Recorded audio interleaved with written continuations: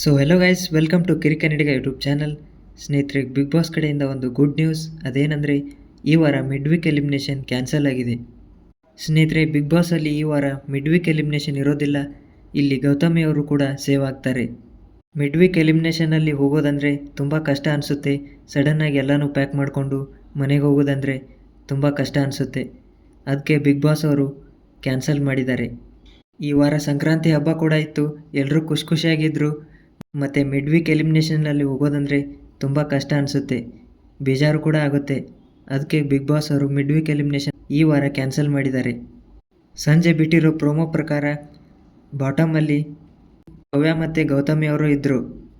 So ಇವಾಗೇನು worry ಮಾಡ್ಕೊಳ್ಳೋ ವಿಷಯ ಇಲ್ಲ. ಇನ್ನು ವೀಕೆಂಡಲ್ಲಿ ಇಬ್ಬರು ಹೊರಗಡೆ ಹೋಗ್ತಾರೆ. ಯಾಕಂದರೆ ಮಿಡ್ ವೀಕ್ ಎಲಿಮಿನೇಷನ್ ಕ್ಯಾನ್ಸಲ್ ಆಗಿರೋದ್ರಿಂದ ತುಂಬ ಟಾಸ್ಕ್ಗಳನ್ನು ಆಡಿಸಿ ಬಿಗ್ ಬಾಸ್ ಅವರು ಮಿಡ್ ವೀಕ್ ಎಲಿಮಿನೇಷನನ್ನು ಕ್ಯಾನ್ಸಲ್ ಮಾಡಿದ್ದಾರೆ.